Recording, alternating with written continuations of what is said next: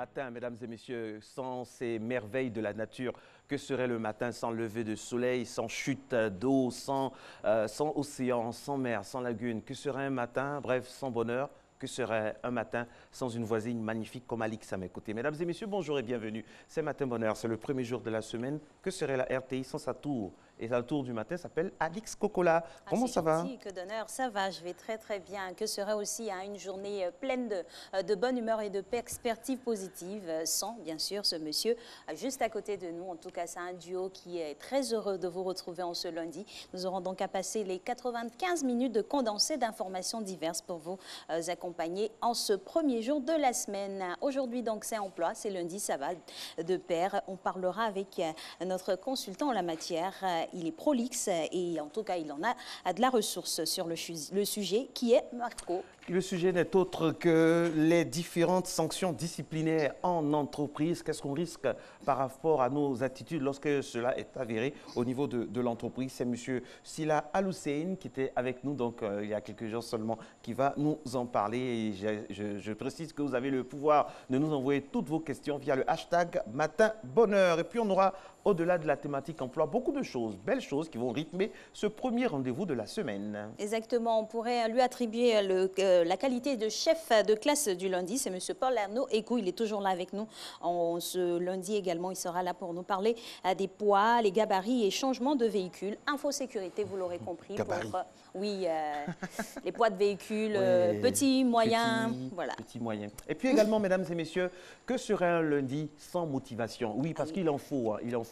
Passer la janviose, ça c'est la bonne nouvelle en passant. Janvier est fini, on est bien en février. Donc pour les retardataires, pour ceux qui ne sauraient pas, sachez que c'est effectif, hein, c'est vraiment effectif. Janvier, c'est fini. Rendez-vous, Dieu voulant, l'année prochaine. Nous sommes en février déjà le 4 février, mesdames et messieurs. Et en ce 4 février, on a des choses à célébrer, n'est-ce pas, Alix? Exactement, notamment des naissances, des prénoms notamment comme Véronique, petit Véro. Bonjour voilà. Véro. Vanessa aussi, Evans, Gilbert et Bérénice Bejo. Oui, Bérénice Bejo, voilà. Donc avec l'actrice préférée et en compagne dans la vie du grand réalisateur français Hazanavicius, Michel Hazanavicius, qui a eu donc un film qui a eu tous les honneurs, tant en France qu'à l'étranger. Bonne fête donc à toutes les Bérénices et à toutes les Véroniques, à toutes les Tata Véro, les Véroniques qu'on a dans la société. Joyeux anniversaire à des célébrités, mesdames et messieurs. Rosa Louise Macaulay Parks, dite Rosa Parks, c'est une icône de la lutte contre les droits, pour les droits des Noirs. Cette dame que vous voyez qui n'est plus là a refusé tout simplement de céder la place à une personne de race blanche dans le bus et ça lui a valu vraiment des punitions. Une simple couturière depuis en 1955 et aujourd'hui en 2019, on la célèbre encore. Force à toute sa famille qui peut-être nous suit. Bien sûr, souvenir indéfectible pour cette grande dame de la lutte.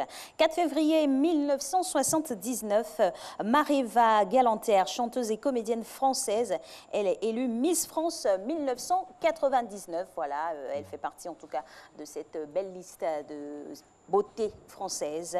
Et tout dernièrement, c'est Miss Tahiti qui est Miss France pour cette mandature. 4 février 1976, Cameron ou encore Killa Cam, né Cameron Jeans, rappeur, illustration, mesdames et messieurs, avec Christelle Akoussa qui, je rappelle, est à la réalisation. Avec ça, on est paré pour le froid qui est de mise actuellement sur toutes les poches climatiques de l'hémisphère. Non, il fait extrêmement froid, mais sur ce plateau, il y a de la chaleur au sens propre comme au sens figuré. Une chaleur donc qui va continuer dans la spirale de l'info maintenant. Il est 6 heures dans quelques secondes. Vous êtes à Matin Bonheur, vous faites bien. Dans un instant également, il sera 6 heures du côté du quartier 14 de Foba et de Kanaforo, du côté de Korogo, à plus de 600 km de Côte d'Ivoire, d'Abidjan, pardon. Régis est avec nous à deux pas seulement de ce studio. Bonjour Régis. Bonjour Marco, bonjour Alix. Bonjour ça va ou Régis. Ça va. Le flash, c'est parti.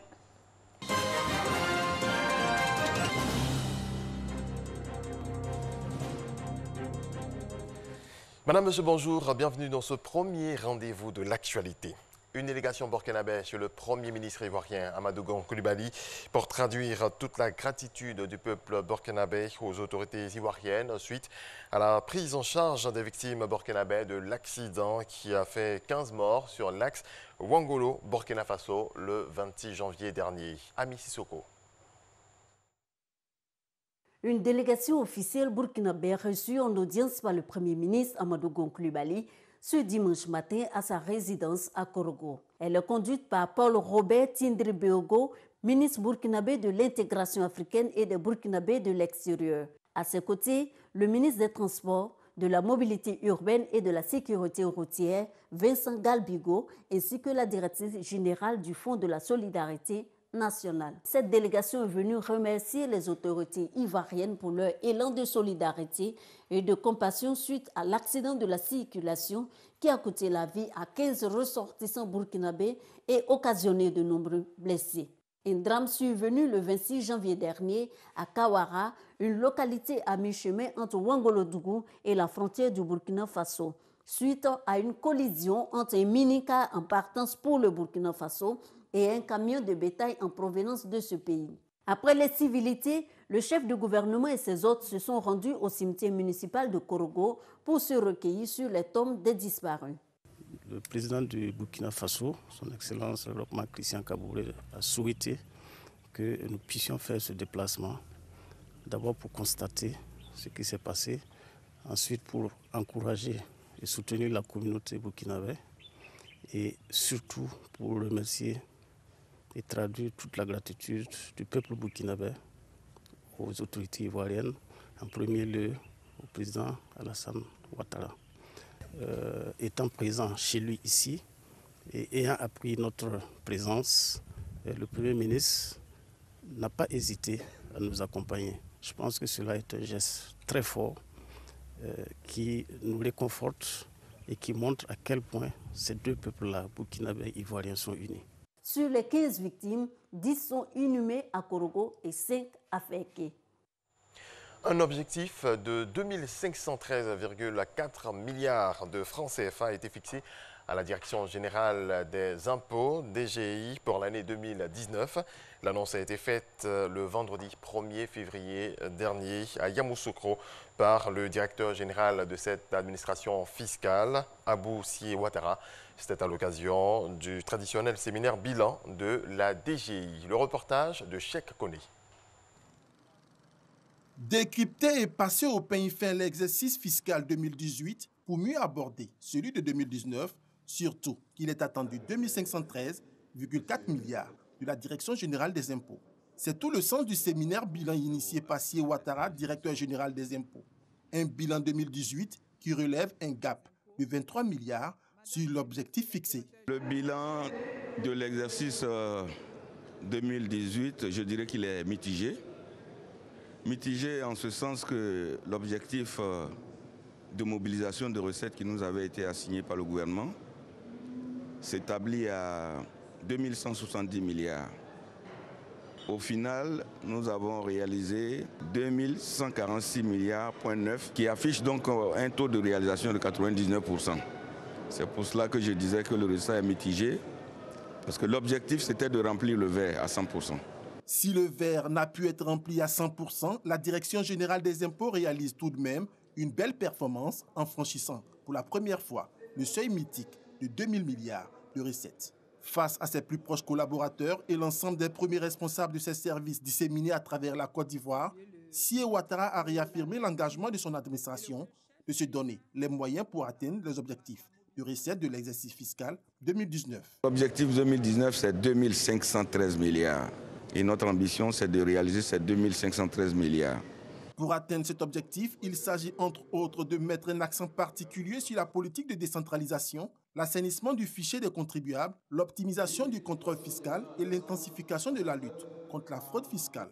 Tout cela ne sera possible, a rappelé le secrétaire d'État au budget, que si les agents font preuve de rigueur en tenant compte des ambitions du gouvernement. Compte tenu de nos ambitions, nous devons aller plus loin. Et plus loin, c'est réduire notre niveau de fragilité et faire en sorte que nous ayons une contribution à l'impôt qui soit beaucoup plus large et que nous ayons davantage de ressources pour financer le développement de notre pays. En attendant la mise en œuvre du programme de réforme fiscale en Côte d'Ivoire, l'administration fiscale a déjà entamé de nombreuses réalisations. Les paiements par portail e-impôt, les compensations de dettes et créances réciproques entre l'État et certains opérateurs économiques. L'UEMOA, l'Union économique et monétaire ouest-africaine, à travers son Conseil des collectivités territoriales, a lancé à Ouagadougou, dans la capitale du Burkina Faso, le programme 3000 collectivités sans enfants de la rue. On en sait davantage avec Mamadou Kouassi.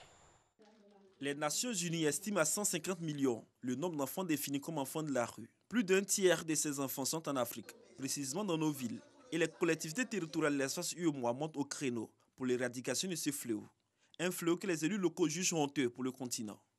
Pour y arriver, le Conseil des collectivités territoriales de l'espace UEMOA, à travers sa section du réseau des femmes élues locales d'Afrique, lance le programme 3000 collectivités sans enfants de la rue. Le CCT est en 3000 collectivités locales à travers les 8 pays. Ces 3000 collectivités locales devraient se donner la main à travers les femmes, parce que ce sont les femmes qui enfantent. Dans notre société, c'est les femmes qui s'occupent des enfants. Donc nous avons dit que nous devons nous battre pour que nos villes soient sans enfants en situation de rue. L'objectif que nous recherchons, c'est que tous nos enfants aillent à l'école. Qu'ils soient avec leurs parents ou pas, qu'ils aillent à l'école. Il n'est pas normal que certains aillent à l'école et d'autres restent en dehors. Donc nous voulons que chaque enfant soit dans une famille.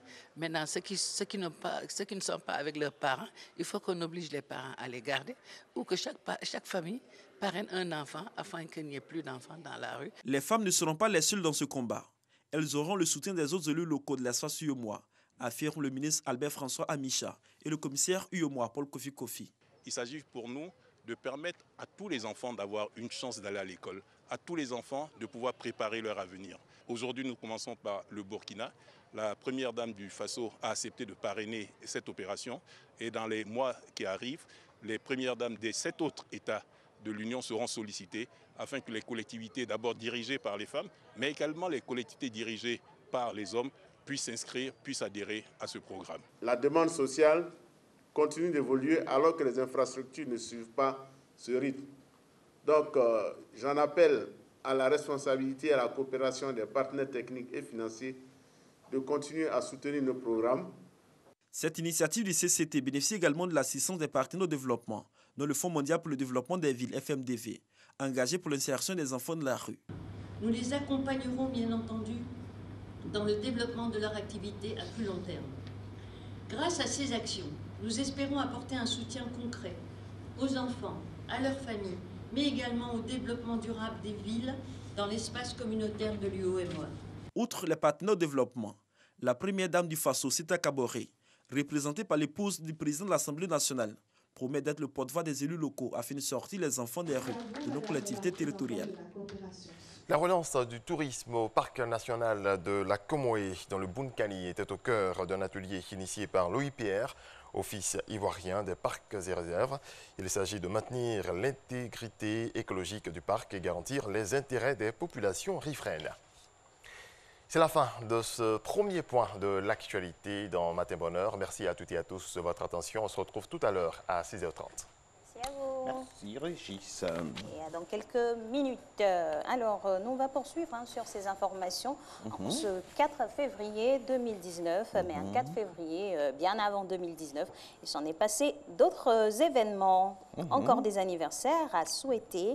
Un 4 février 1948, Alice Cooper, né Vincent Damon Fournier, chanteur, auteur, compositeur et musicien américain, est né donc un jour de 4 février. Voilà son illustration là pour vous. Et puis quelqu'un qui forcément va avec le matin, parce que c'est une icône de la matinale en Europe et en France. William Lemergie, il est né un 4 février 1947. C'est un peu le pape des émissions matinales et c'est un grand plaisir de lui souhaiter un joyeux anniversaire, qui est maintenant dans une autre famille, sur une autre chaîne qui fait une émission qu'on aime bien qui s'appelle William à midi. En tout cas, chapeau à tout ce que ce grand monsieur du pape aura fait dans sa carrière qui est loin d'être terminée. Eh oui, et pour terminer au titre des anniversaires, en 1900, 04 février 1900, Jacques Prévert. Ah oui, mais bon. C'est fait. Poète et scénariste français, il est décédé un 11 avril 1977, donc à 77 ans, vous l'aurez compris. Et puis, journée mondiale contre le cancer, mesdames et messieurs. Le cancer constitue aujourd'hui la première cause de mortalité dans le monde, bien avant les guerres et autres catastrophes naturel. Il fait beaucoup moins parler de lui, mais il tue. Pourtant, il se soigne. Et l'intérêt de cette journée aussi, mesdames et messieurs, de faire prendre conscience de l'utilité d'un dépistage précoce permettant d'arriver à une guérison. Exactement. Et l'OMS estime que le cancer aura fait 84 millions de morts entre 2005 et 2015 si aucune mesure n'est prise. C'est pour cette raison que des moyens importants sont mis en œuvre dans le but de faire reculer le poids de cette maladie partout dans le monde. Le cancer, en tout cas, touche toutes les tranches, hein, que ce soit des enfants, les femmes comme les hommes. Tout le monde est touché. 6h11, mesdames et messieurs, c'est le moment idéal maintenant pour faire un clin d'œil. On parle de maladie, à côté, il y a le bien-être. Et dans le bien-être, il y a vraiment faire du sport, de l'aérobic, tout ce qu'il faut le matin pour se lever du bon pied. Merci d'être avec nous ce matin, bonheur. Cyril Niamke, le coach, est avec nous également.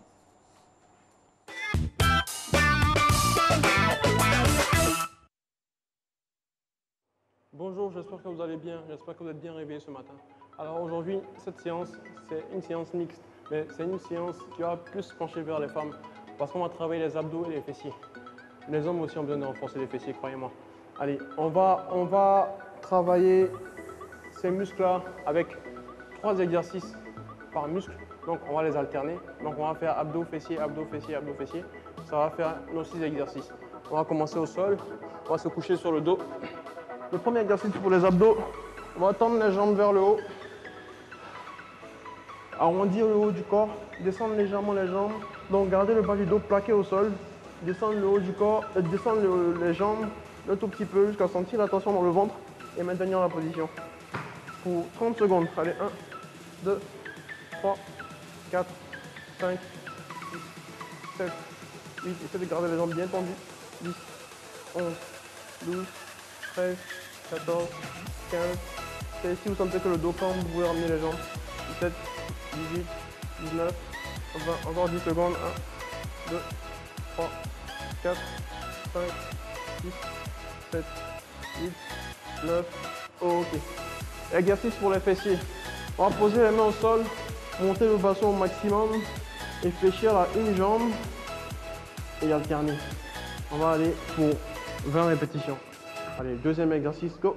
1, 2, 3, 4, 5, 6, 7, on garde toujours le bassin très haut, 8, 9, 10, 11, 12, 13, 14, 15, 16, 17, 18, 19 et 20.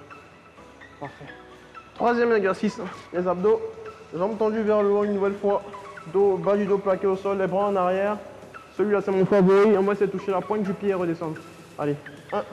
Si vous n'arrivez pas à toucher la pointe, vous pouvez fléchir les jambes. 2, 3, 4 pour 20 répétitions. 5, 6, 7, 8, 9, 10, 11, 12, 13, 14, 15, encore 5 répétitions, 16, 17, 18, 19, parfait.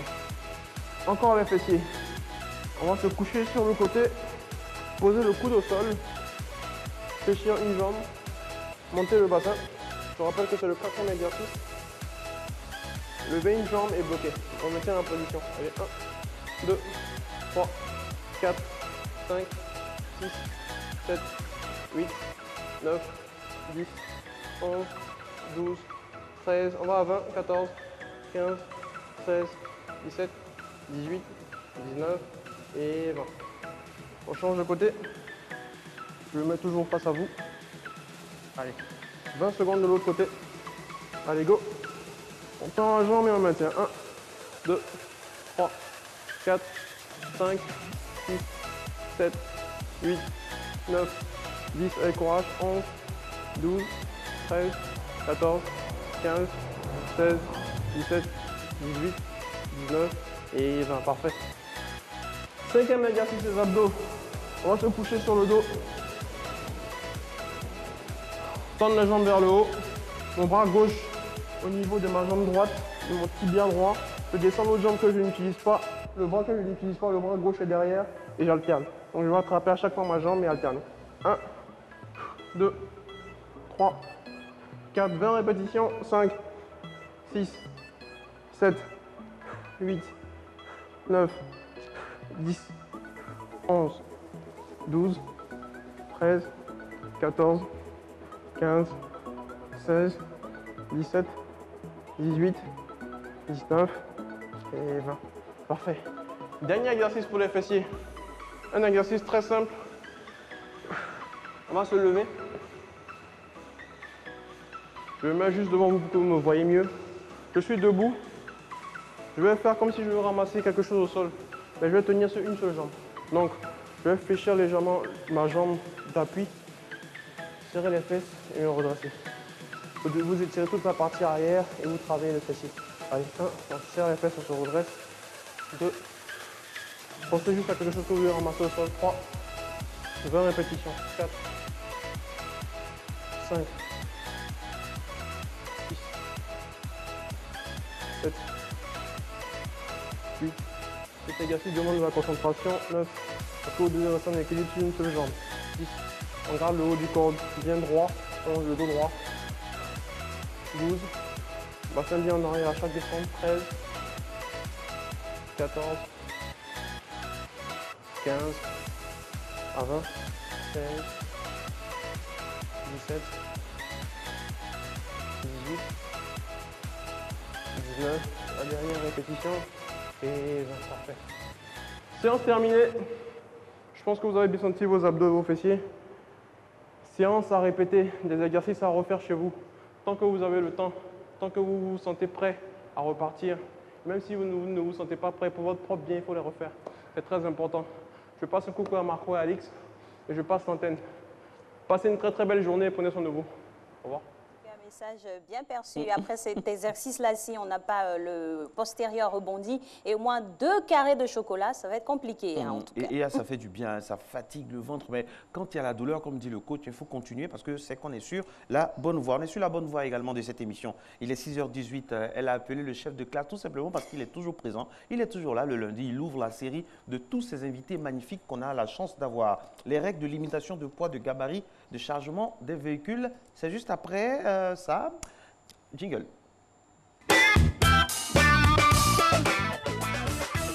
Petite balade d'abord. Juste après le point route. Et juste voilà. après le point route. Hein. Et donc, on ira faire un tour et puis il va nous expliquer si on a bien conduit, si on est prudent. On y va pour la première voie qui nous accueille. C'est le boulevard Lagunaire qui nous montre donc son réveil matinal, en fait, son réveil de nuit. Hein, on dit ça comme ça. On va réactualiser tout doucement, si c'est possible, et puis avoir des images donc de 6h18, parce que là, ce qu'on avait là, c'est avant 6h. Avant 6h. Une image qui parle, quoi, mouvement. Soit le boulevard Lagunaire, soit le boulevard Latry, soit le pont de Gaulle. Là, nous sommes au Latry. Pas actualisé également. Bon, c'est pas grave, on va revenir là-dessus tout à l'heure. J'avais vu ça, en fait. J'avais vu ça de loin. C'est pour ça que moi, j'ai lancé directement, monsieur. Vous savez, à force de faire, on a l'intuition maintenant. Bonjour, monsieur Ekou. Bonjour, Massé. Comment ça va? On a le jingle de monsieur Ekou. On y va. On maintient monsieur Ekou. On n'a pas le jingle de monsieur Ekou. Monsieur Ekou, bonjour. Les règles de limitation de poids, de gabarit et de chargement des véhicules. Qu'est-ce qu'on entend par poids de gabarit et de chargement des véhicules? Question basique à matin moderne. Question basique, question simple aussi. Il s'agit simplement de pouvoir mesurer et peser le véhicule avec son chargement. Par poids, on va parler de... Généralement, on est habitué au mot poids vide, poids autorisé en charge, poids roulant autorisé. Et gabarit, ça va être la dimension du véhicule, sa largeur, sa longueur, sa hauteur. Et bien évidemment, le chargement, c'est la charge utile, c'est la capacité que le véhicule peut transporter, les conditions de ce chargement-là sur le véhicule, en quelque sorte. Après, donc, en clair, simplement mesurer et peser la voiture. Ok, donc on sort de la géométrie, Ouais. On ira encore sur les voies. Comment détermine-t-on les limitations de poids, de gabarit et de changement de véhicule? Généralement, ce poids-là est bien indiqué par le constructeur. Hein. C'est-à-dire que chaque véhicule a quelque part dans la voiture une plaque qui indique le poids à vide et le poids total en charge n'est pas dépassé. Ça fait partie des Oui, impératifs. Évidemment, si ces caractéristiques ne sont pas disponibles, les autorités ne le recevront pas parce que ça doit faire l'objet d'une vérification lors de l'entrée sur le territoire par le service des visites techniques. Alors justement, quel est, M. Ekou, l'intérêt de connaître les limitations de poids, de gabarit et de chargement des véhicules? C'est pourquoi, au fait? L'intérêt se situe à plusieurs niveaux. Déjà, il faut savoir que tous ceux qui ne respectent pas les normes de gabarit, de poids, ont besoin d'une autorisation spéciale du ministère des Transports pour pouvoir circuler. D'accord. Et ensuite aussi, il faut pouvoir, surtout en matière de transport des marchandises, pour pouvoir identifier la capacité de la voiture. Et c'est pourquoi il y a des centres de pesage qui ont été mis en place pour pouvoir peser, mesurer les dimensions de la voiture. En matière de permis de conduire aussi, il faut savoir que le permis de conduire il est attribué à une catégorie de voitures, mais aussi en fonction des poids. Avec le permis B, on ne pourra pas conduire un véhicule de plus de 3500 kg, de 3,5 tonnes, ainsi de suite. Donc il y a beaucoup d'intérêt. Il faut savoir que si vous ne respectez pas les dispositions, par exemple pour un transporteur de marchandises, quand vous allez passer au pesage, on va vous obliger à délester le véhicule du surplus de marchandises. Donc il y a beaucoup de choses à comprendre, il y a beaucoup d'intérêt à connaître, déjà pour pouvoir fiabiliser la circulation, garantir la sécurité de l'automobiliste lui-même. Voilà. Et ceci nous emmène avec l'image de transition qu'on a vue, à savoir quels sont les effets néfastes du non-respect des limitations de poids et de gabarit et d'autres changements de véhicules. Wow, regardez ça, Alex. Oui, ça, franchement. Mon Dieu. C'est une coiffure, mais c'est un changement. D'ailleurs, il faut retenir que... Christelle Akoussa, pour nous ramener l'image là, parce que franchement, ça c'est l'Afrique, ça c'est le charme de l'Afrique, ça. Wow. Qui a dit que les Africains ne sont pas inventifs? Là, non, mais voilà la conséquence immédiate du non-respect. C'est-à-dire l'invention dans le mauvais sens, au péril de sa vie. Waouh, waouh, waouh, waouh, waouh. Et de la vie des autres aussi, hein, puisqu'on... Et là, on a une double infraction. Non seulement c'est un véhicule de transport de marchandises, qui a encore des surcharges de marchandises, qui avait des surcharges de passagers, tout est confondu. Et j'imagine que sur leur route, il y a des forces de l'ordre, hein. Il y a des... évidemment. Oui, qui vérifient tout ça. Il faut remarquer que chez nous, par exemple, la largeur maximale du véhicule ne doit pas dépasser 2,50 m. Mais ça, c'est... Il faut être ingénieux aussi à certains niveaux. Ah, mais c'est ça, c'est une ingéniosité malheureusement qui n'est pas canalisée positivement. Sinon, vraiment, les Africains sont magnifiques. Ça peut ne pas être forcément aussi chez nous, hein. Vous savez, voilà les gros camions là, comme ça. Là-bas, au moins, c'est... Mais là, c'est un accident normal. Là, au moins, c'est glamour. Là, au moins, c'est un accident normal. Entendez-vous parler, quoi, messieurs. Mais là, il va provoquer. Je préfère dire c'est un accident, tu arrives, on peut passer un cas fortuit. C'est vrai, je suis d'accord avec lui. Au moins, c'est glamour. L'image est glamour. De tous les véhicules surchargés, on n'avait pas eu un qui était tombé. C'est le dernier. Regardez comment ça, c'est brutal.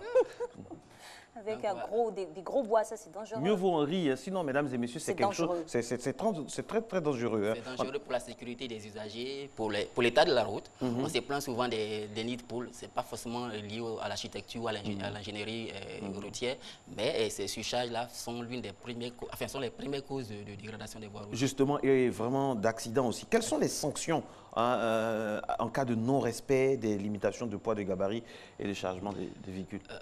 Contrairement aux autres infractions du code de la route, ce sont des délits. C'est réglé par la réglementation sur les transports, ce sont des délits, donc il y a des emprisonnements qui vont jusqu'à 2 ans. Les amendes sont très élevées. Des crimes même, parce que... oui, c'est très élevé. C'est des homicides, hein, parce que quand on voit la façon, quand on voit les photos là, c'est vrai qu'on en rigole, mais c'est trop grave. Les États ont pris conscience, les États membres de l'UE ont adopté un règlement qu'ils appellent le règlement 14, qui commence à entrer en vigueur, qui sanctionne très sévèrement, très durement ces surcharges. Là, il faut.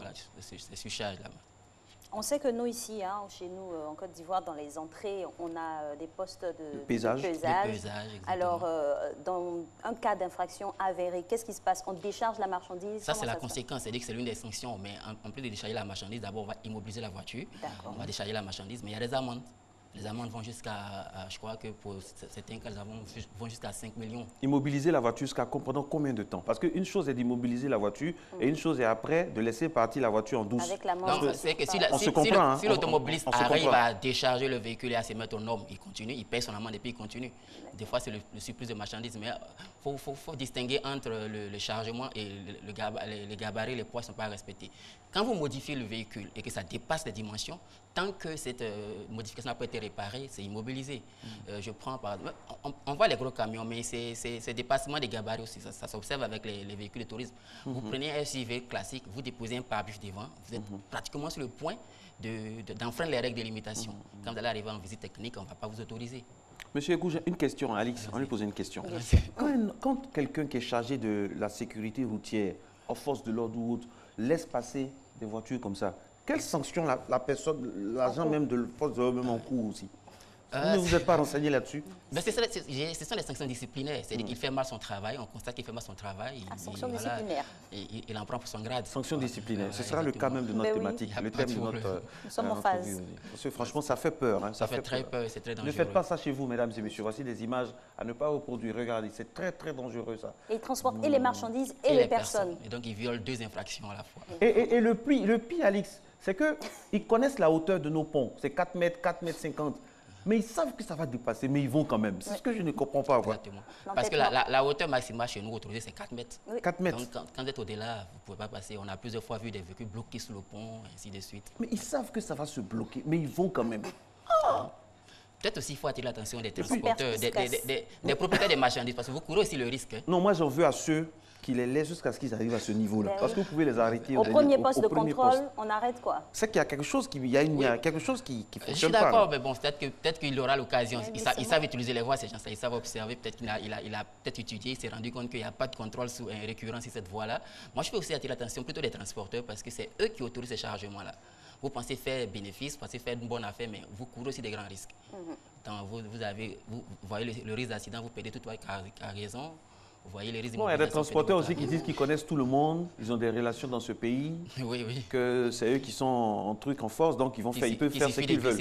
Il suffit de voilà quoi. Alors que ça, c'est la sécurité des gens, c'est pas une affaire de je connais qui, bien c'est moi qui suis là. Non, non, non, c'est une affaire de sécurité des Ivoiriens, de tout le monde. Et même l'automobile du véhicule, les coûts d'exploitation du véhicule vont s'alourdir avec cette charge-là. Merci infiniment, monsieur. Merci Alice. On se revoit lundi. Sans faute. Bien sûr. Je suis le chef de classe. Bien sûr. Le chef de classe, il range ses cahiers. Vous êtes donc présent. Vous allez rester là jusqu'à 7h30 avec nous. C'est comme ça quand on est chef de classe. Alors, pour l'heure, nous, on va essayer de vérifier un peu l'atmosphère, les données météorologiques. Et puis, Régis reviendra pour le Flash Afrique. À tout de suite.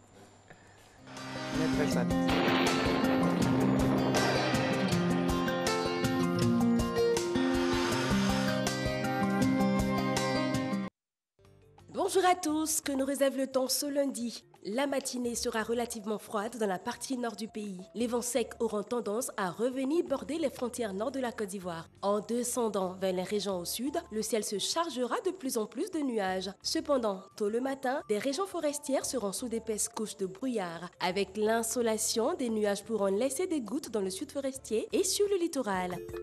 Jetons un regard aux températures de ce matin. 26 degrés pour Abidjan, Adiaké affiche 25 degrés, 23 degrés pour Bondoukou et Boaké, 24 à Daloa, 25 pour Dimbokro. La région du Go nous donnera 24, 22 degrés à Korogo, 21 degrés pour la ville de Mans, 24 à Odiéné, San Pedro affiche 25, 24 pour Sassandra, 23 pour Tabou et 24 à Yamoussoukro.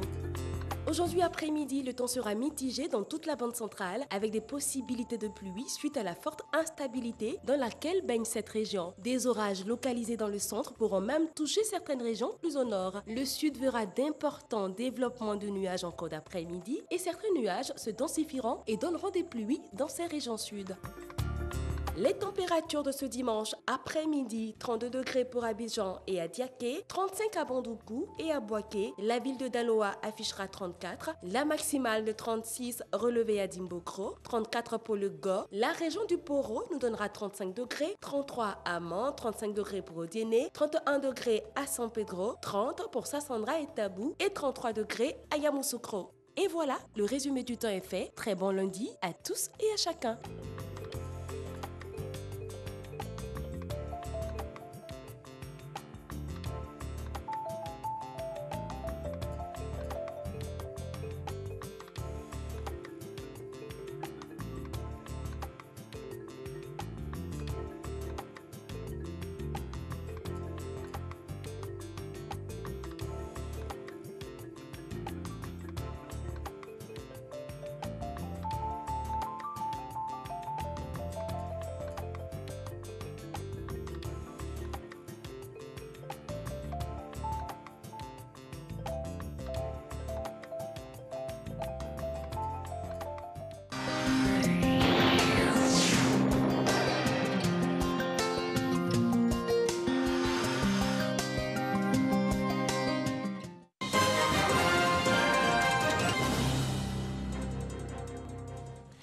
Le point de l'actualité africaine. Merci de nous rejoindre. Bienvenue au Sénégal. La campagne pour le premier tour de l'élection présidentielle du 24 février a commencé officiellement hier. Les 5 candidats en lice, le sortant Macky Sall, Idrissa Seck, Issa Sall, Madick Niang et Ousmane Sonko ont jusqu'au 22 février, soit 2 jours avant le scrutin pour convaincre les électeurs.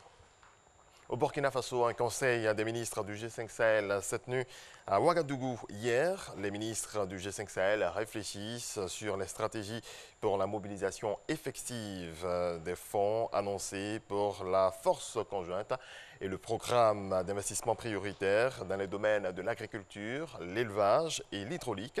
Ils se penchent également sur le cas des conflits communautaires et les fermetures des écoles.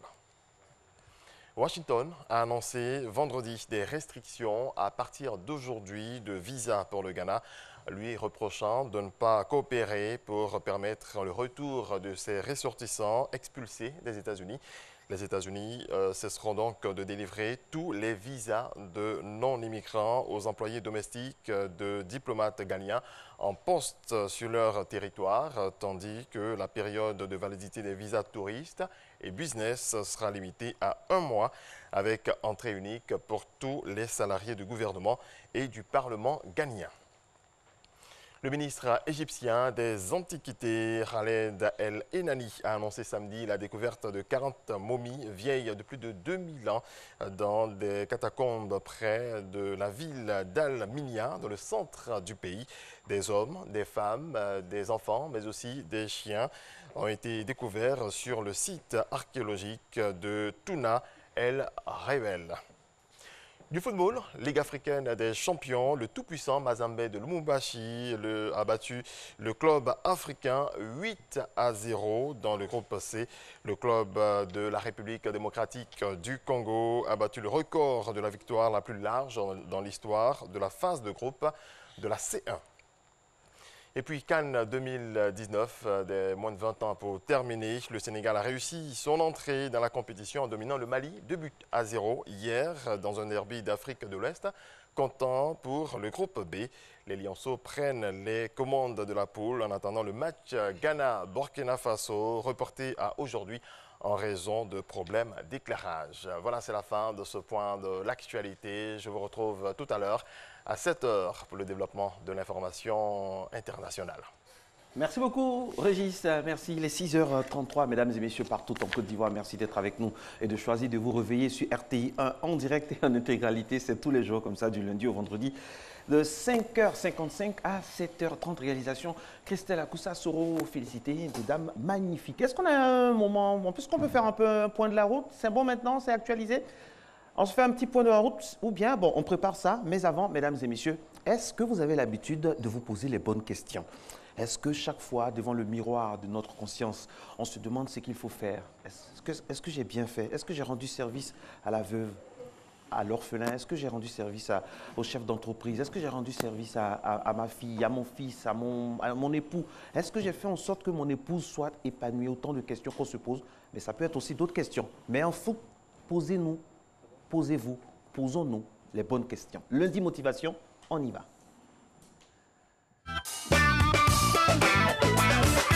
Si le champ des possibles te semble fermé à ce moment, peut-être ne t'es-tu pas posé les bonnes questions. C'est fou ce que les gens se posent toujours les questions de la plus mauvaise des manières qui leur ferment complètement les horizons. Pose-toi les bonnes questions plutôt. Les questions qui ouvrent le champ de tous les possibles. Ne te dis jamais pourquoi cela m'arrive à moi. Dis-toi plutôt comment je fais pour me tirer de ce mauvais pas. Ne pense pas comment devenir riche avec un salaire pareil. Dis-toi plutôt comment pourrais-je faire plus d'argent, plus de millions et gagner mieux ma vie cette année. Ne dis jamais comment m'en sortir. Dis plutôt quelles sont mes autres options. Rien n'est gravé sur le marbre sur ta peau. Ni ton statut, ni ton métier, ni ton poste. Tu es juste toi avec tout ton potentiel qui est une mine d'or. Voilà que les perspectives ont déjà changé. Imagine que tu fasses une vidéo virale et que les sponsors te signent. Imagine que tu fasses une application qui s'arrache. Imagine que ta nouvelle recette soit commandé par une grande marque. Ce n'est pas des petits miracles, c'est des choses qui arrivent à des personnes tous les jours dans la vie et dans le monde. Ce n'est pas des rêves, c'est des possibilités partout dans le monde. À chaque instant, quelque part dans le monde, ce miracle se réalise pour quelqu'un. À toi le tour la prochaine fois peut-être, à condition que tu ouvres le champ des possibles toi aussi, à condition que tu te poses les bonnes questions. Alors, quelle est la question qui te bloque à ce moment? Comment vas-tu te la poser désormais? Excellente journée de bonnes perspectives à toi. Posez-moi une question. Heureux d'être à la RTI? J'ai pas le choix? Oui, je suis très heureux. Bon, oui, j'espère que ça se voit. Hein. Ça se voit tous les matins, malgré les vicissitudes, on est au service des Ivoiriens. Et c'est l'un des plus beaux métiers que d'être au service des gens comme des gens habitant la Côte d'Ivoire, des Ivoiriens ou du monde entier. Et oui, servir l'humanité constitue l'œuvre la plus noble d'une vie. En tout cas, on essaie de rentrer dans cette doctrine-là, dans cette phrase hautement importante. Brisez donc, vous, toutes les barrières qui vous empêchent d'avancer. Et puis... rêvez toujours.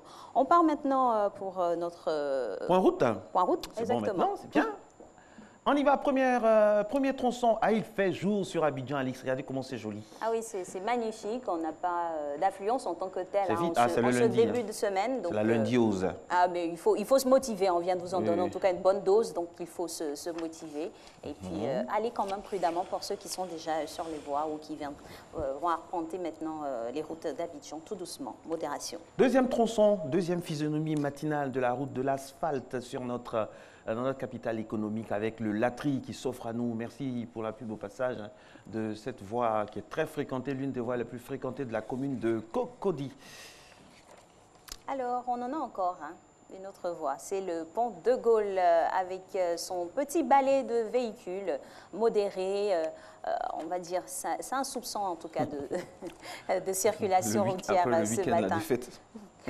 Pas de défaite en tout cas, donnez-vous la force d'avancer, donnez-vous la force d'y aller encore plus loin, n'est-ce pas? Plus loin dans le conducteur également, nous allons y aller. Réalisation de cette émission, Christelle Akoussa. On va basculer maintenant dans une autre dimension. Je rappelle, dans un instant seulement, on aura le plaisir d'être en compagnie de M. Diabaté Bey. Il est secrétaire général adjoint chargé d'Abobo et d'Anyama au sein du Fonds populaire ivoirien, avec Gabriel Zani, notre journaliste qui vraiment a ce dard-là donc de poser les questions, bref, ce que les Ivoiriens veulent savoir. Le thème, c'est la libération de M. Laurent Gbagbo, la fin du bicéphalisme au Front populaire ivoirien. On va permettre à notre invité d'aller aussi rapidement que possible à ce plateau parce que Gabriel Zani y est déjà installé et l'attend.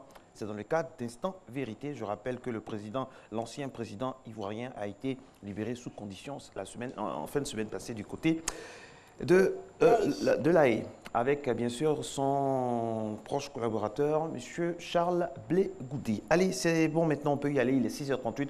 Vous êtes à Matin Bonheur, chez nous, tout le monde s'exprime.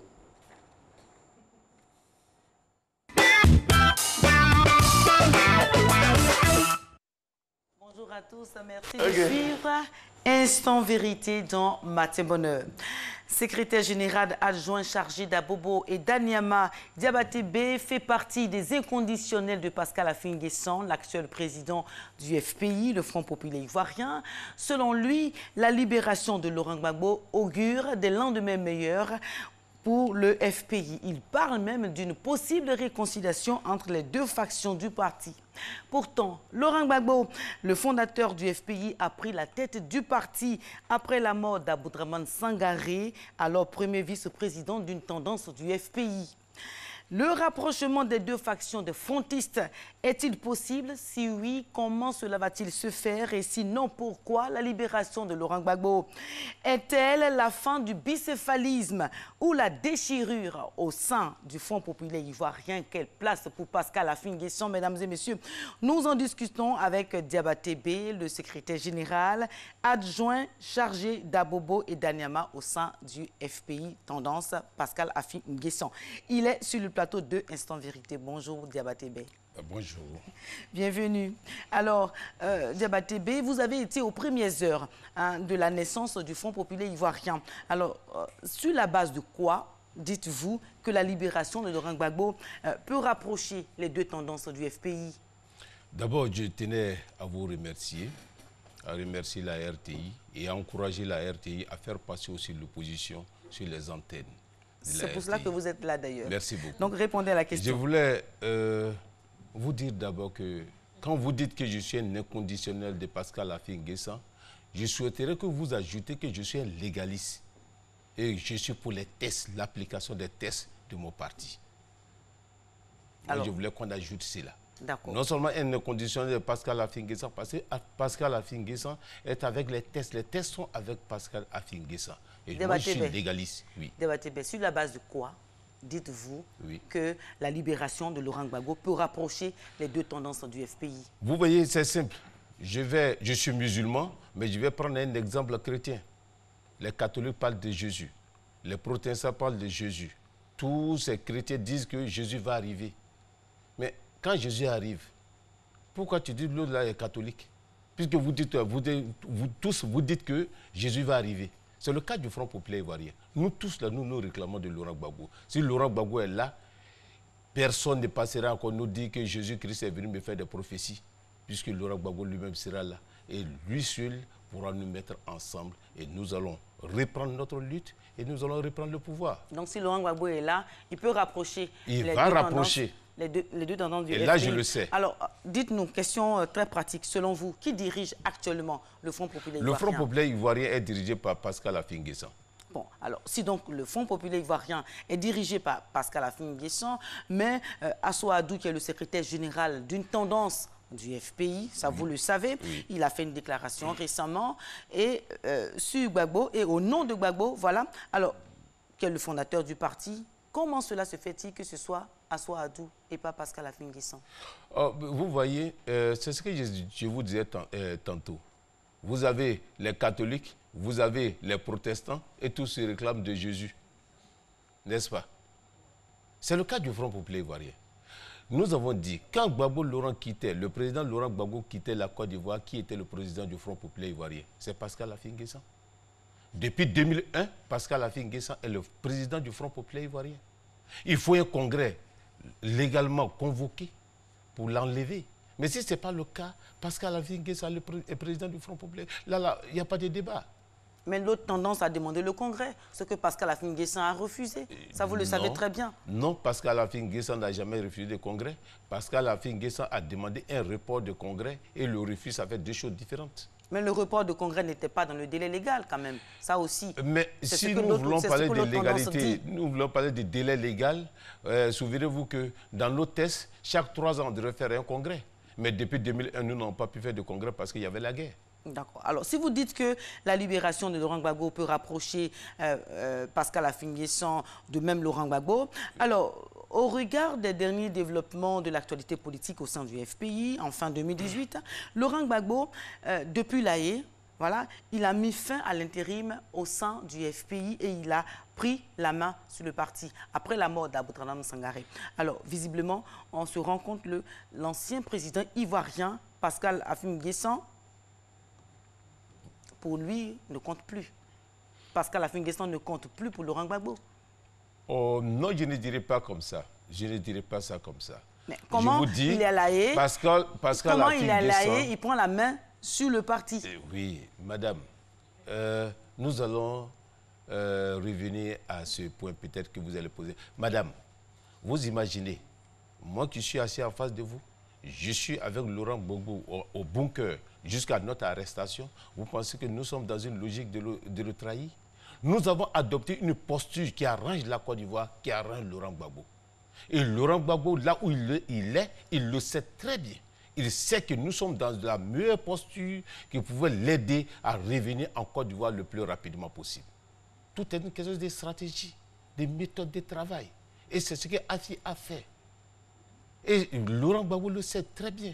Mais visiblement, Laurent Gbagbo ne semble pas peut-être adhérer à cette démarche-là. Oui, c'est ce que vous pensez. C'est ce que vous pensez. L'homme avec lequel nous sommes il y a 28 ans, nous le connaissons. À 28 ans, nous sommes avec Laurent Gbagbo, nous savons. Et donc, nous ne sommes pas pressés. C'est pour ça que quand les gens parlent en ville, nous sourions. Dans tous les cas, quand Laurent Gbagbo viendra en Côte d'Ivoire, et je suis convaincu que cette période-là va passer, Laurent Gbagbo va venir, vous allez constater avec moi, vous allez m'appeler sur le même plateau, vous direz, Diabaté Bey, vraiment, vous avez eu raison. Parce qu'on ne comprend pas, les Ivoiriens veulent savoir. Voilà, AFI a adopté une certaine posture, une certaine position depuis les événements de la crise post-électorale. Alors, on ne comprend pas pourquoi Laurent Gbagbo n'a pas pu recevoir, mais n'a pas accepté de recevoir Pascal Affi N'Guessan. Tout cela, ça obéit à une stratégie. Non, autrement dit, Laurent Gbagbo est informé de ce qui se passe avec Pascal Affi N'Guessan. Je ne sais pas pourquoi vous vous focalisez forcément sur Affi N'Guessan, mais j'ai du respect pour beaucoup de personnalités au Front populaire ivoirien. Paix à son âme, le président Abouderman Sangaré n'a jamais été à La Haye, pourquoi on n'en parle pas? Il n'a jamais été à La Haye. Il n'a jamais formulé une demande pour aller voir Laurent Gbagbo, mais pourquoi on ne dit pas parce qu'il a trahi Gbagbo qu'il ne va pas à La Haye? Tout cela, ça obéit à une stratégie globale. Nous sommes dans une stratégie globale et moi, je suis très serein. Je suis très serein sur ce point. Monsieur Diabaté Bey, Pascal Affi N'Guessan a dit être prêt. Oui. Il a dit être prêt à céder la présidence du parti à Simone Gbagbo quand elle était sortie de prison. Alors, est-ce que cette volonté de Pascal Affi N'Guessan-là, est-ce qu'elle tient toujours par rapport à Laurent Gbagbo? Non, il n'a pas dit Simone Gbagbo. Je me rappelle très bien que nous avons parlé dès qu'on a annoncé la libération de Laurent Gbagbo, Pascal Affi N'Guessan a été clair.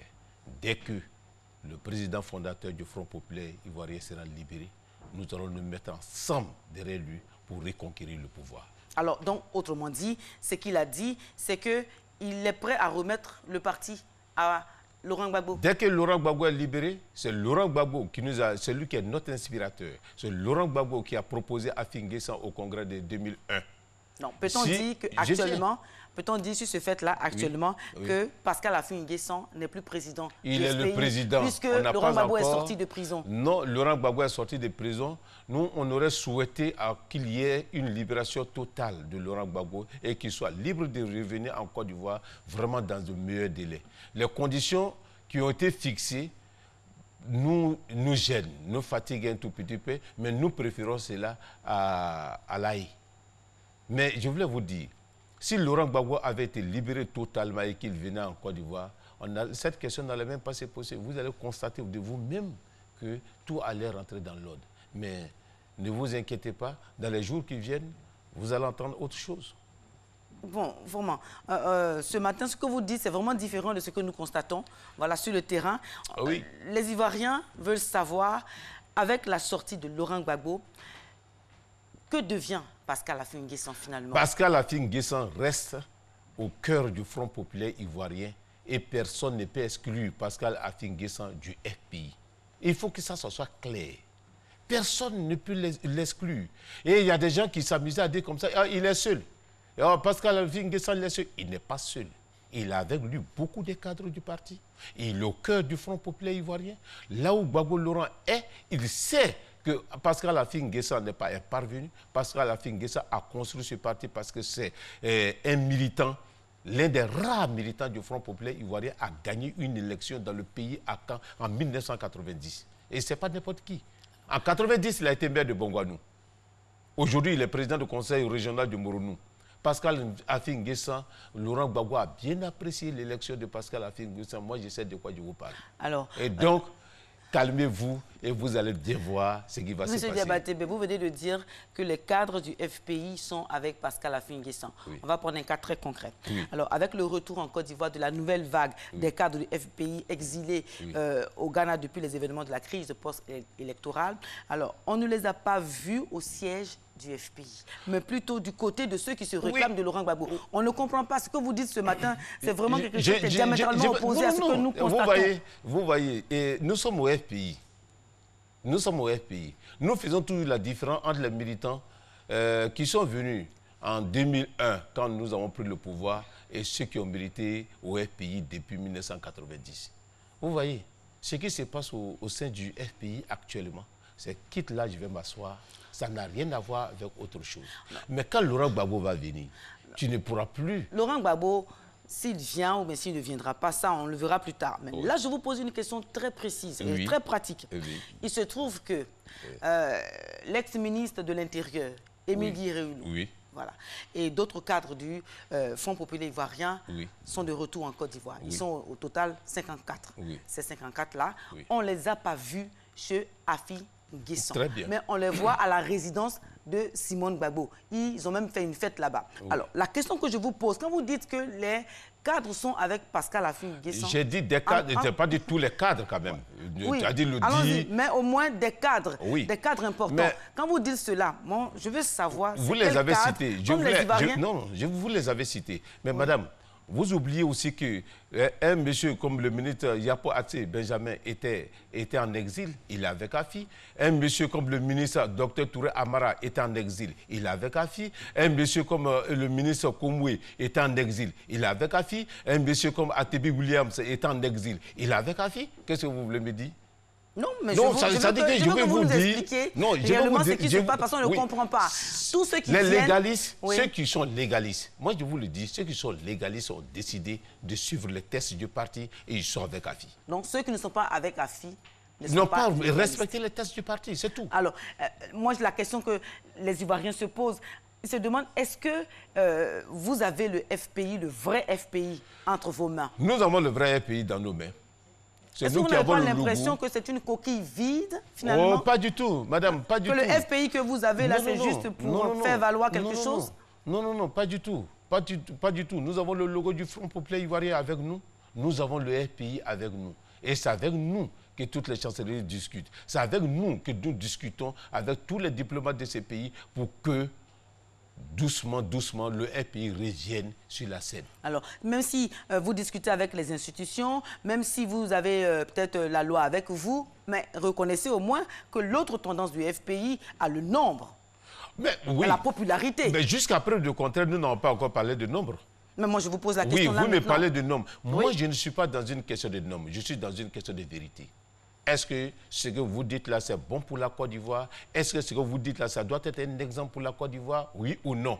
Moi, je dis, moi, Diabaté, j'ai décidé de militer dans un parti politique et j'ai décidé d'obéir aux tests de mon parti. Et j'ai dit, j'ai décidé d'être fidèle à mon parti.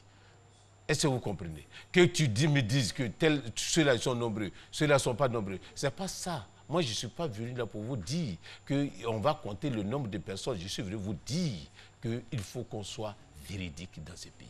À un moment donné dans notre Côte d'Ivoire, il faut qu'il y ait des hommes de conviction. Et moi, je suis un militant de conviction. J'ai dit, je ne suis pas devenu militant du Front populaire ivoirien parce que j'avais un parent militant. Je suis un militant du Front populaire ivoirien parce que je suis convaincu des idéaux du Front populaire ivoirien. C'est pour cela que je vous dis, je suis les tests du parti. Tiens, alors, vous suivez les tests du parti. Voilà. On espère que Laurent Gbagbo aussi vous suit. On va profiter de votre expertise ce matin. Alors, en tant que deuxième vice-président du FPI, juste derrière Aboudraman Sangaré, Simone Gbagbo devenait logiquement la nouvelle présidente par intérim du FPI. Voilà. Mais laissez-moi finir. Alors, la suppression de ce poste-là par Laurent Gbagbo, est-ce que vous voyez chez Laurent Gbagbo la volonté de travailler avec son ancienne équipe?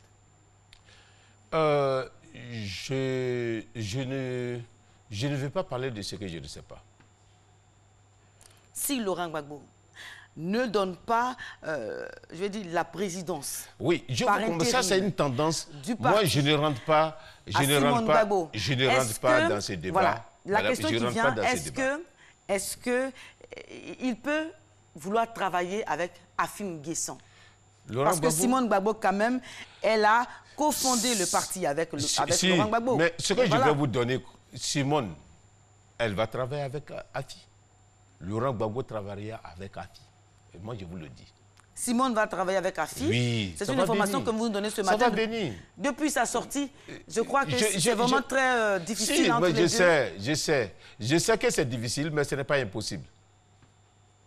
Il y a une nouvelle recomposition de paysage politique de la Côte d'Ivoire. Sur la base de quoi vous dites que Simone Gbagbo peut travailler avec Je n'ai même pas dit peu. Elle va travailler avec Afi. J'ai dit, je n'ai pas dit qu'elle peut. J'ai dit qu'elle travaillera.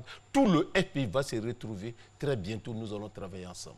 Nous avons fait 28 ans de lutte ensemble. Il n'y a pas de raison que nous nous retrouvons pour reprendre le pouvoir dans les années qui viennent. Est-ce que c'est parce que vous pensez que Simone Gbagbo et Pascal Affi N'Guessan sont peut-être dans les mêmes situations par rapport à Laurent Gbagbo, qui manifestement ou visiblement les met un peu à l'écart, que peut-être il y aura une union de force entre les deux personnalités? Oh, je ne parlerai pas en ces termes, dire qu'on les met à l'écart. Non, pas du tout. Parce que jusqu'à preuve de contraire, moi, je n'ai jamais considéré que Laurent Gbagbo a mis à l'écart Pascal Affi N'Guessan. Vous savez, c'est comme nous sommes dans une famille, des enfants qui pleurent, le père vient dire non, il faut te calmer, il faut te calmer. Ce n'est pas parce que le père te dit calme-toi, non, je suis avec toi, qu'il est contre l'autre. Et c'est ce qui se passe au FPI. Ce n'est pas parce que les autres là pleurent beaucoup, Laurent Gbagbo vient leur dire, bon, calmez-vous, que Laurent Gbagbo n'aime pas Affi. Ça, pas du tout. Vous êtes très optimiste. Je suis très optimiste. Mais je vous dis, vous suivez l'actualité. La dernière fois sur France 24, la dernière fois sur France 24, excusez-moi de parler de bon, je suis une chaîne étrangère. Et regardez, quand Affi dit, dès que Laurent Gbagbo sort, nous nous mettons avec Laurent Gbagbo et nous allons travailler ensemble. L'ami de Laurent Gbagbo qui était sur le plateau, quelle est la réponse qu'il a donnée? Oui, je confirme ce qu'il dit parce que j'étais avec mon ami dans le mois de septembre, c'est ce qu'il a dit. J'ai dit, je vous dis, nous connaissons notre leader, nous savons qui il est, nous savons ce qu'il pense de nous, donc nous sommes très sérieux.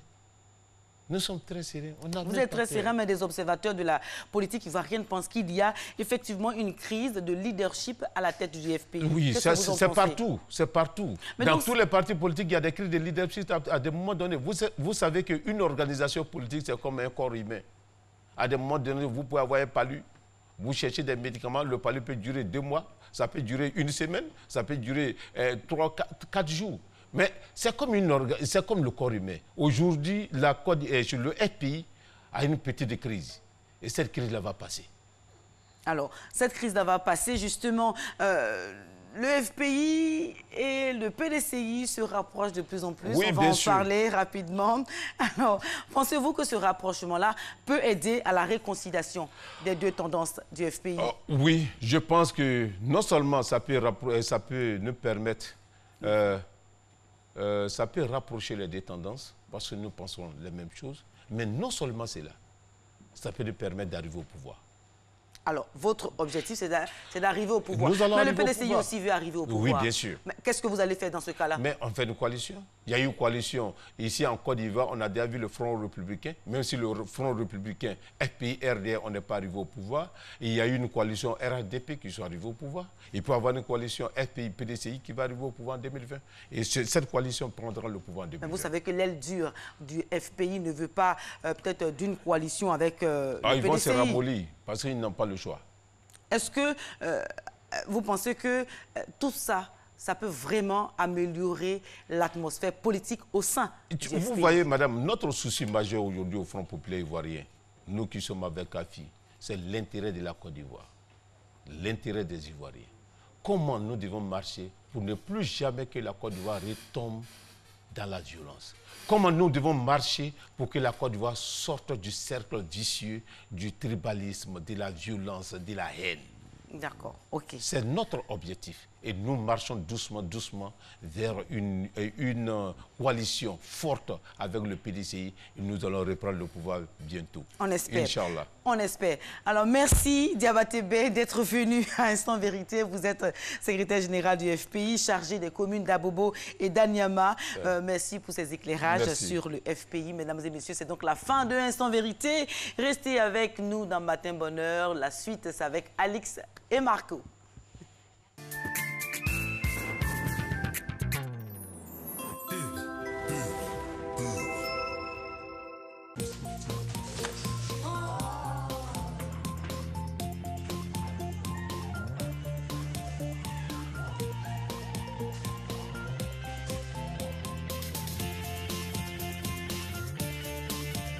Être en famille, c'est bien.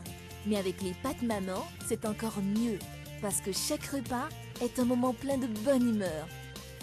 Maman, c'est toi qu'on préfère.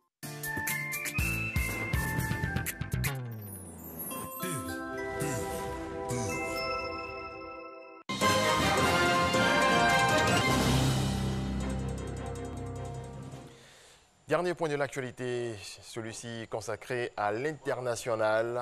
Merci à toutes et à tous de votre attention et bonjour, bienvenue. Le président vénézuélien Nicolás Maduro, de plus en plus contesté, a proposé samedi de convoquer des élections législatives anticipées dans le courant de l'année. Au même moment, des milliers d'opposants manifestaient pour exiger son départ. Aux États-Unis, un an avant le premier scrutin des primaires, les démocrates américains labourent les plaines de l'Iowa à la rencontre d'électeurs avec la campagne présidentielle de 2020 dans le viseur. Cet État rural donne traditionnellement le coup d'envoi d'un long processus à l'issue duquel le parti d'opposition choisira un adversaire au candidat républicain. Reportage. La course à la présidentielle de 2020 a déjà débuté pour Andrew Yang. C'est ici dans l'Iowa que cet entrepreneur novice en politique rencontre les électeurs qui, dans un an, voteront pour choisir le candidat démocrate à la Maison-Blanche. Historiquement, l'Iowa permet aux candidats démocrates de se placer au premier plan sur la scène nationale. Cet État a contribué à l'élection de Jimmy Carter en 1976 et celle de Barack Obama en 2008. Les candidats vont venir ici les prochaines semaines et les prochains mois pour donner leur point de vue aux habitants de l'Iowa qui vont ensuite les partager avec le reste du pays. Tous les 4 ans, ce petit État rural de 3 millions d'habitants donne le coup d'envoi de la campagne des primaires. Un moment très suivi, car après avoir choisi Obama à 2 reprises, l'État a basculé côté Trump en 2016. Un territoire à ne pas négliger donc selon le chef du Parti démocrate de la région. Il faut convaincre ces gens de sortir malgré le froid. Il ne suffit pas de se montrer dans les grandes zones urbaines, il faut être dans les 1679 circonscriptions de l'État. Les campagnes doivent s'organiser. Ça force à réfléchir à cette relation avec les électeurs et à la meilleure façon d'entrer en contact avec eux.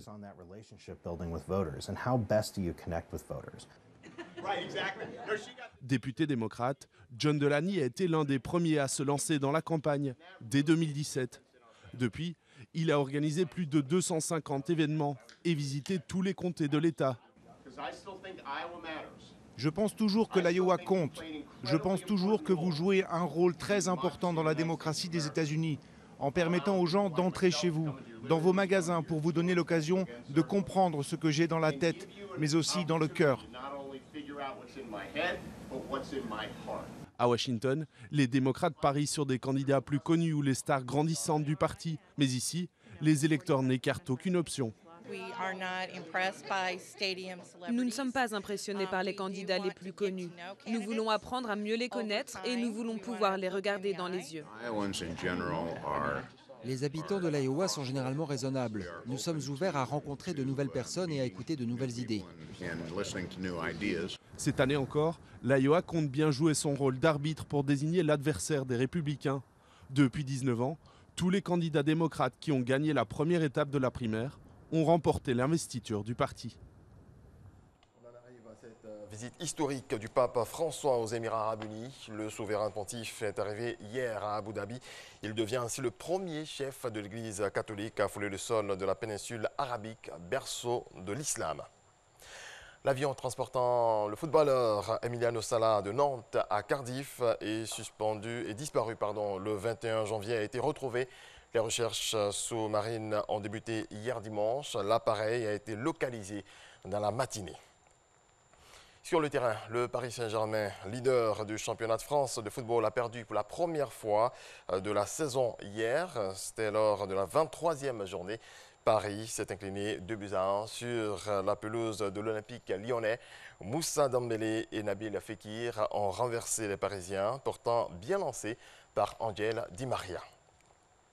Et puis un mot de la finale du Super Bowl 2019 aux États-Unis. Le football américain, les New England Patriots remportent leur 6e titre. L'équipe a battu les Los Angeles Rams sur le score de 13-3. C'est aussi la 6e victoire en finale du quarterback Tom Brady. Voilà, c'est la fin de ce coup d'œil sur l'actualité internationale. Merci à toutes et à tous de votre attention. Très belle journée à vous. Pareillement, on vous renvoie Merci. en tout cas Dommage ce pour notre souhait-là. Ah oui, hein, pour le Dommage. PSG, mais bon, ils vont se refaire très vite, on l'espère. Merci à vous, Régis, et puis belle journée à vous. On se revoit demain matin. Oui, bon appétit pour le petit déjeuner imminent. Alors, nous arrivons maintenant à la dernière ligne droite de cette émission, la thématique emploi. Vous l'aurez compris, aujourd'hui, on parle des différentes sanctions disciplinaires en entreprise. L'entreprise qui est cet univers, la cosmopolitain, qui laisse libre cours à l'expression des talents, mais aussi régie par des lois. Ces lois-là aussi encourent, bien sûr, des sanctions. Donc, il faut faire attention comment cela s'applique ou s'inflige à tel ou tel employé. On le saura davantage avec M. Sila Aloussène, mais avant, élément illustratif.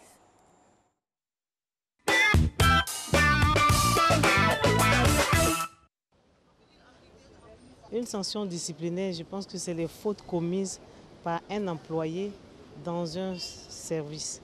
En entreprise, une sanction disciplinaire, c'est le fait de donner un avertissement à son employé, de l'amener à changer de comportement. Disciplinaire, il y en a plusieurs parce que nous, en principe, en matière des sanctions disciplinaires, c'est dû à des conseils de discipline qu'on prend souvent pour sanctionner. C'est des personnes qui vont commettre des fautes aussi graves, des fautes légères et puis des fautes, n'est-ce pas, constantes qu'on peut conserver. Et puis ce sont des sanctions que nous prenons souvent, c'est dû à plusieurs objectifs. Une sanction disciplinaire est une mesure prise par l'employeur à la suite d'agissements du salarié qu'il considère comme fautif. Une sanction disciplinaire n'est rien d'autre qu'une sanction qu'on inflige à un agent qui a commis une faute. Et les sanctions disciplinaires sont de plusieurs ordres en fonction de la gravité de la faute.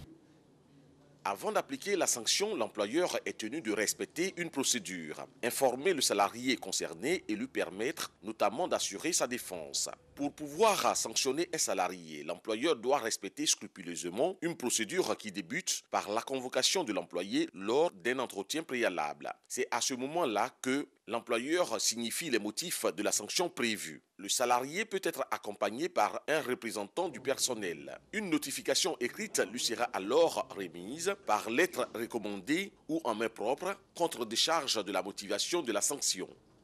Pour toute sanction, il y a un préalable. Le préalable, c'est la demande d'explication.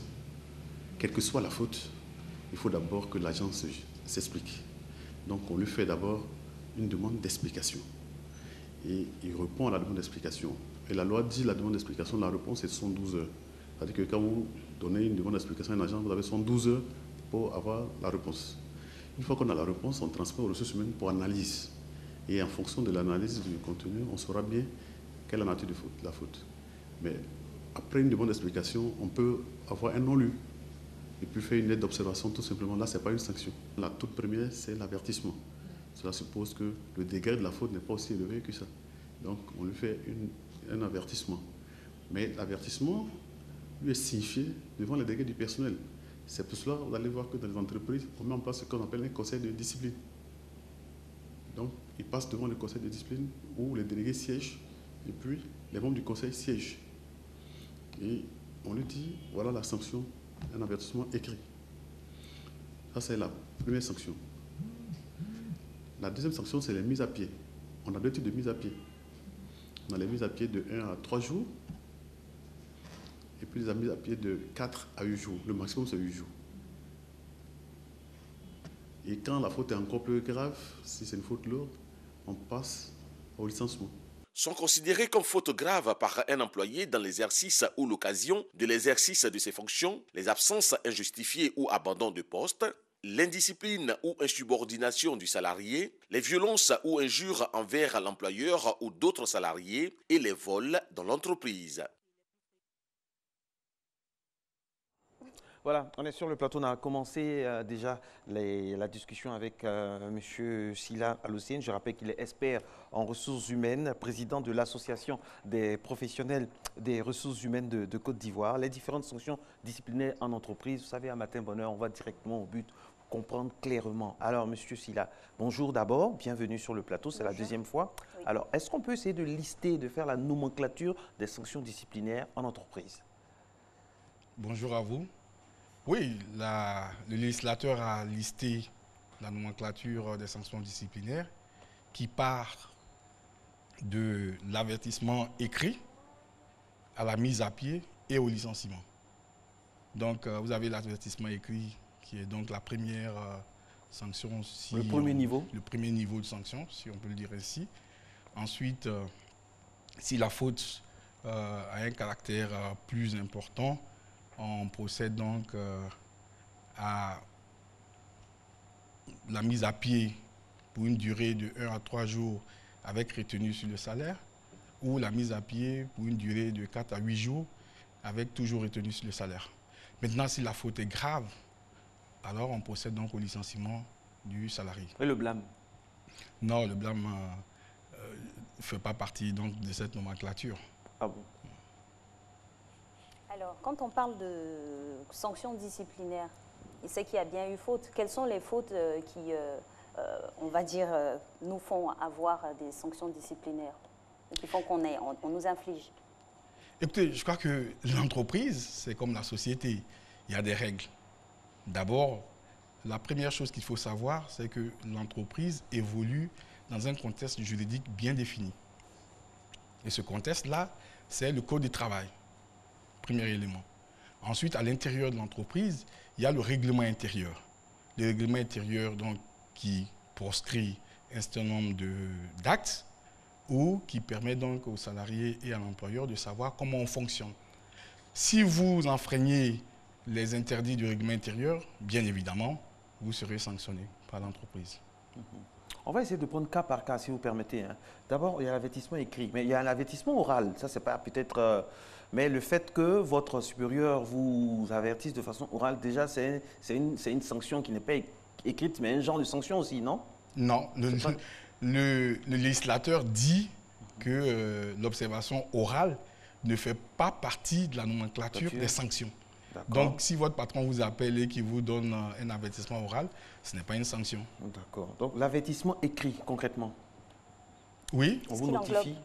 On vous le notifie, c'est pourquoi c'est écrit. C'est-à-dire, vous avez commis une faute, vous avez donc eu un manquement au règlement intérieur, alors on vous le signifie pour vous dire que le comportement que vous avez eu est un comportement qui vient en violation. Comment quantifier tout ça?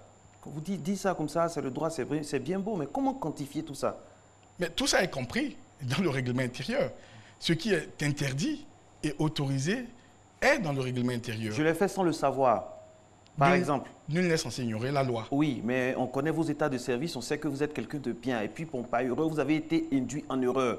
On sent visiblement qu'il y a eu une erreur. Peut-être que vous ne saviez pas que vous êtes de bonne foi par rapport à quelqu'un qui l'a fait sciemment. Qu'est-ce qu'on fait là? C'est laissé à l'appréciation de l'employeur. C'est laissé à l'appréciation de l'employeur. Vous avez énoncé donc des choses qui peuvent plaider en votre faveur ou vous donner des circonstances atténuantes. Mais tout cela est laissé à l'appréciation de l'employeur. Et dans le cas de figure où la sanction est avérée, quelle est la procédure pour que l'on vous notifie? Comment ça se passe? La première chose à faire quand un salarié est en faute, c'est de lui donner une demande d'explication. D'accord. Il doit s'expliquer. Et cette demande d'explication lui est signifiée et il a 72 heures pour le faire. C'est ce que dit la loi. Donc quand il a donné son explication, il peut la donner de façon verbale, comme écrite.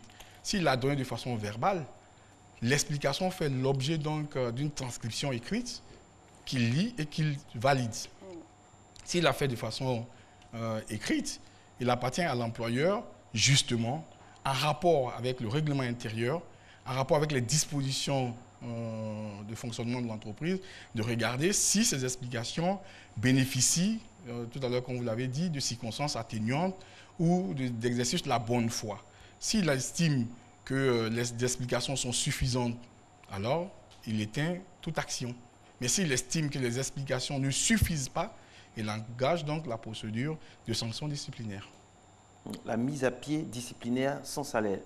Oui, la mise à pied pour une durée soit de 1 à 3 jours, soit de 4 à 8 jours, en fonction du degré d'importance de la faute commise par le salarié. Si l'employeur estime que votre faute n'est pas si grave que ça, mais quand même c'est une faute qui vient en violation du règlement intérieur, il vous met à pied. Mais il se base sur quoi pour estimer? Parce que des fois, dans des entreprises, il y a deux agents qui ont le même niveau, qui font pratiquement le même métier. Quand l'un n'est pas là, on peut le sanctionner. mais quand l'autre n'est pas là, on ne le sanctionne pas. Bon, sur quoi? Moi, ce qui me gêne un peu, c'est cette quantification-là. C'est laissé à la discrétion seule du directeur. Tout est stipulé dans le règlement intérieur. Oui, tout est stipulé dans le règlement intérieur. Je crois qu'aucun employeur ne peut s'autoriser à vous sanctionner juste parce que, bon, il n'apprécie pas votre... de poids, de mesure. Il n'apprécie peut-être pas votre personne. Il ne peut pas y exister. Monsieur Silla, ça peut arriver, ce sont les relations humaines. Vous êtes très bien placé pour le savoir. Vous êtes responsable des ressources humaines, vous avez vu des responsables, des fois, pour des gens dont la tête ne leur revenait pas, leur infliger des sanctions. Vous n'avez pas dit que ça ne vous est jamais arrivé, vous n'avez jamais vécu ça dans votre longue carrière là? Alors, le 2 poids 2 mesures, il faut bien le comprendre. Généralement, quand on est sanctionné, on a tendance toujours à se victimiser. C'est ça le problème du salarié. Parfois à tort ou à raison. À tort ou à raison. On se victimise, on dit non, comme c'est moi, c'est pourquoi on a appliqué, alors que c'est l'autre. Mais vous ne savez pas réellement la situation de l'autre.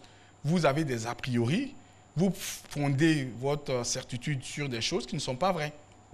Parce que le rapport entre le salarié et l'entreprise est d'abord un rapport d'individu.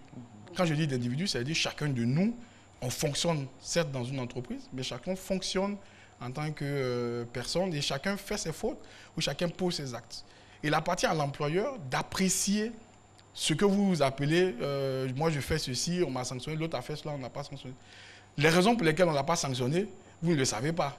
Peut-être que la personne a des justifications qui lui permettent d'échapper à la sanction.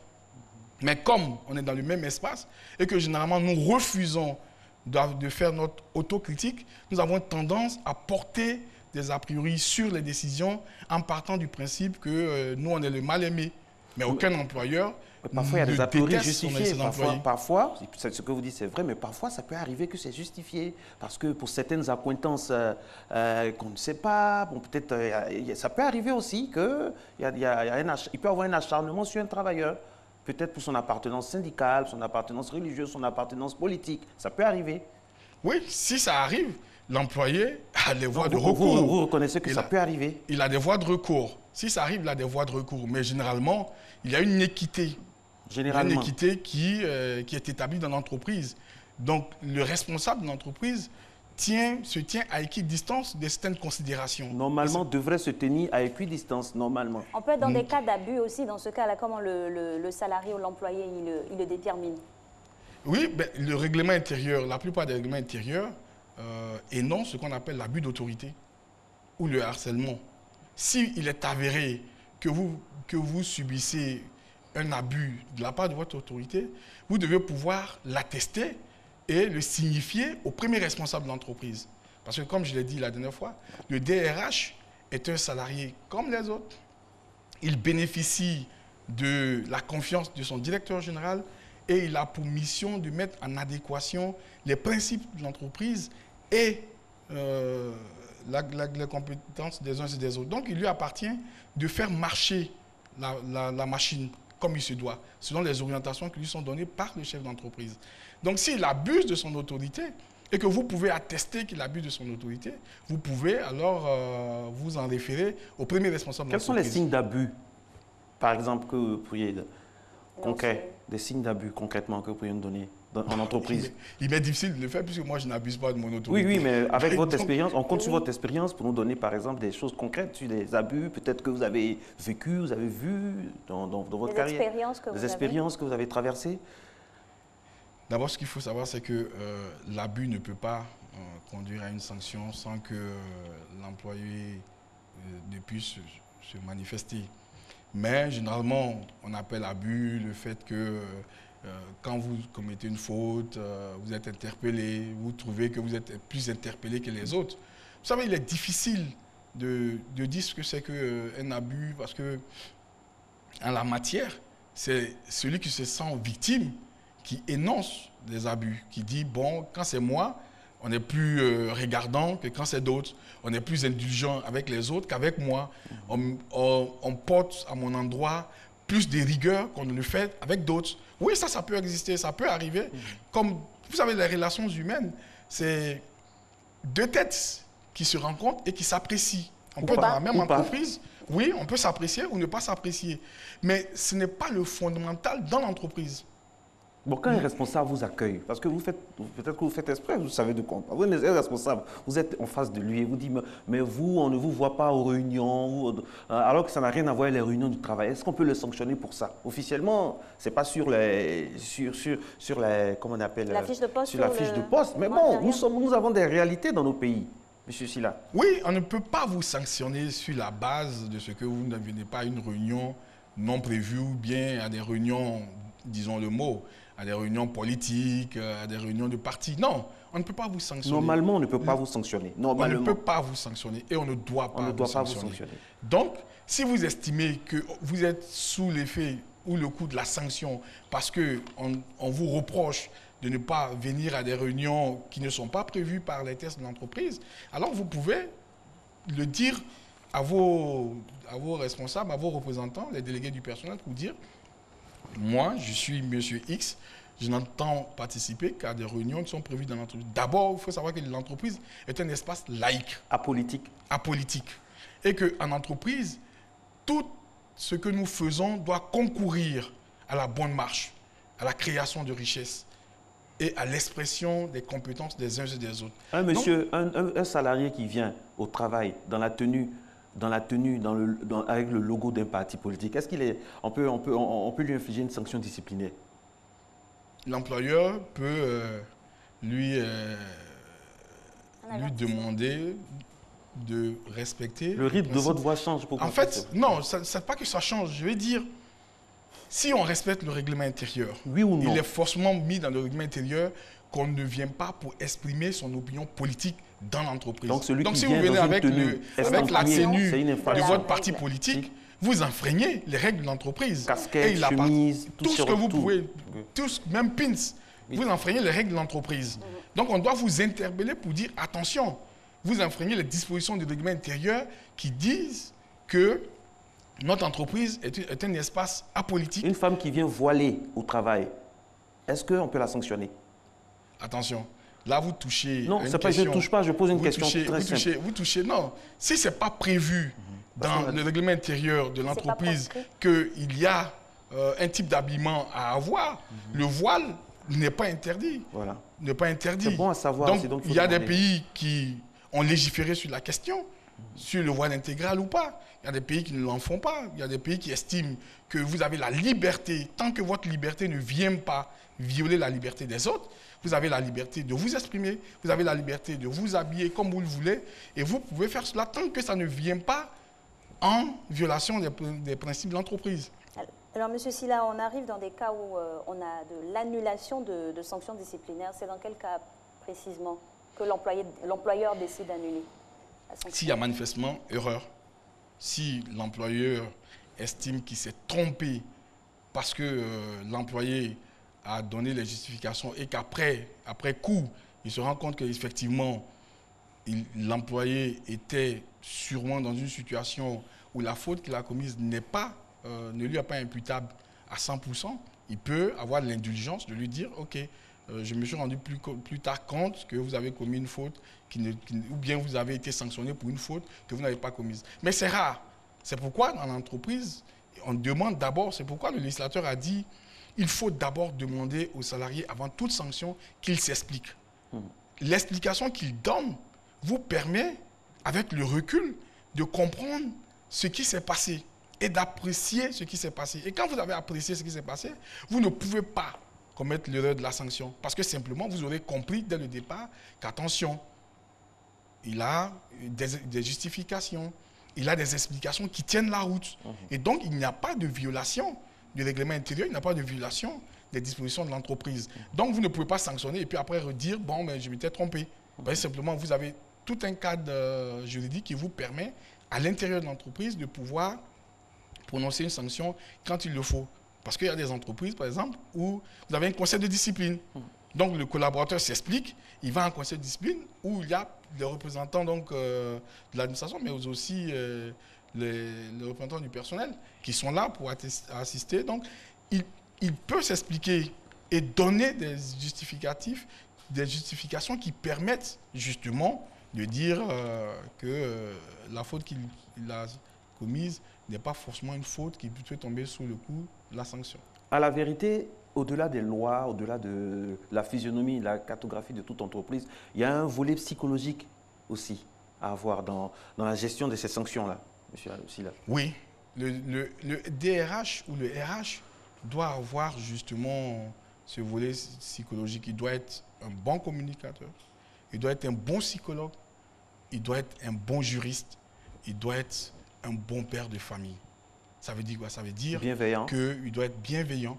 Il doit toujours accorder du crédit à ses salariés, du crédit. Parce qu'aucun salarié ne commet, à moins d'être un kamikaze, ne commet une faute pour sortir de l'entreprise. Oui, parce que le licenciement, puisqu'on y arrivera, le licenciement n'est pas un acte banal. Parce que ça impacte à la fois la vie du salarié, mais ça impacte la vie de plusieurs autres personnes qui dépendent de lui. Donc, personne ne peut commettre une faute en se disant je commets la faute et puis bon, on va me licencier, ça va partir. S'il le fait, c'est que quelque part, il est inconscient. Donc, partir du principe qu'on peut commettre une faute. Mais si on a commis la faute, vous devez pouvoir apprécier la foi, la bonne foi du salarié pour comprendre pourquoi il est arrivé alors qu'il a une bonne carrière, alors qu'il a de bons états de service, pourquoi il est arrivé à poser cet acte qui peut mettre la rupture donc, dans le lien de collaboration. Parlons donc de rupture ou de licenciement. Il intervient à quel moment? Et cela est dû au compte crédité de sanctions où une seule faute peut emmener au licenciement? Oui, une seule faute peut amener au licenciement. Si la faute que vous avez commise manifestement viole les dispositions de règlement intérieur et que sa survenance empêche toute poursuite de la collaboration, même si c'est la première, vous pouvez être sanctionné. Vous pouvez être licencié. Vous pouvez être licencié. Donc, ce n'est pas parce que vous avez commis une seule faute qu'on ne va pas vous licencier. Ce n'est pas parce que quelqu'un a commis des fautes et que la personne a bénéficié d'un avertissement écrit, d'une mise à pied de 1 à 3 jours et que vous avez fait la première faute de votre vie, vous dites, bon, moi j'ai fait la première faute, on m'a licencié. Mais si votre faute est grave, très grave, que la faute crée un préjudice à l'entreprise, l'employeur est en droit de procéder donc à votre licenciement sans pour autant remettre en cause vos compétences, vos qualités humaines. Mais à ce moment-là, ce que vous avez fait ne lui permet pas de maintenir la relation de travail avec vous. Merci, M. Silla. Avec vous, on a eu un peu notre prétention. On n'a pas la prétention de tout aborder en 25 minutes. Il y a la thématique, il y a la discussion sur le plateau. Et puis, chacun, avec ses recherches personnelles aussi, pourra se faire son idée. Les différentes sanctions disciplinaires en entreprise. Merci d'être resté en notre compagnie. Alix, c'est la fin de ce premier rendez-vous de la semaine. Exactement. Et restez épanouis dans tous vos milieux. Et puis, on se retrouve demain avec le même bonheur.